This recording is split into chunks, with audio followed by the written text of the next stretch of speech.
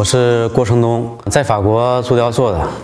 这里的生活工作节奏比较缓慢，所以呢，在我性格中有很多棱子就被磨平了。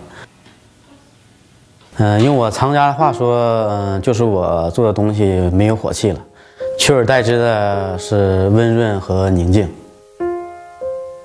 在欧洲呢，做铜雕塑的华人艺术家很少，为什么呢？很多因素。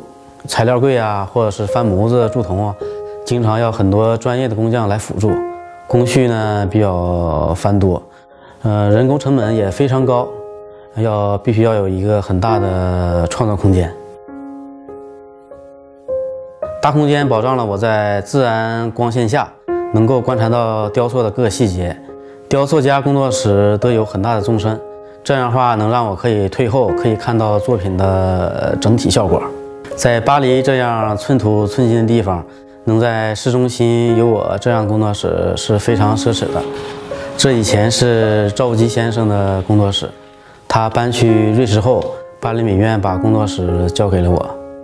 和国内的客户圈子不太一样，法国的雕塑藏家圈子是非常小的，但是一个非常精英的群体。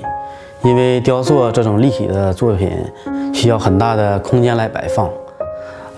藏家如果不是有个私人博物馆或者是一个巨大的居住环境，是不会轻易购买我作品的。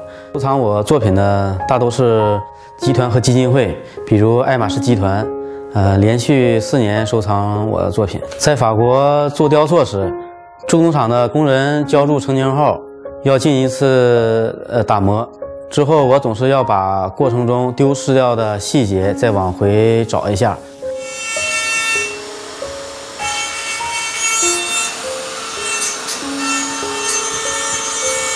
工人有时候挺纳闷的，现在很少有艺术家到自己的铸铜厂来做一些打磨啊，或者是像我这样来扣线的。线条呢对我来说是一个重要的事儿，我用线条来框住形体，看似平静的外表也可以造出亮感，就像一个竹签子，我把它扭弯那个状态，它是绷着的，就像张弓搭箭，引而不发。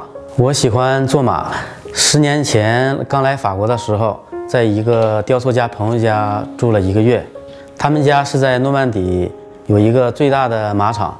那时候我就在想，马真是东西方文化共通的，代表一种生活方式的符号，能同时被东西方民众所欣赏。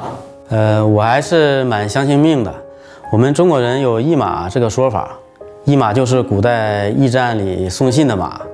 日夜奔走不停，一走就是离家千里的那种。我感觉自己就是那匹驿马。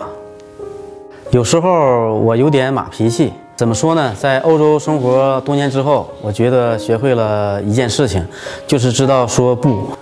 我只要经济条件允许，都是在做和自己创作思路不冲突的题材，也算是坚持一个理想吧。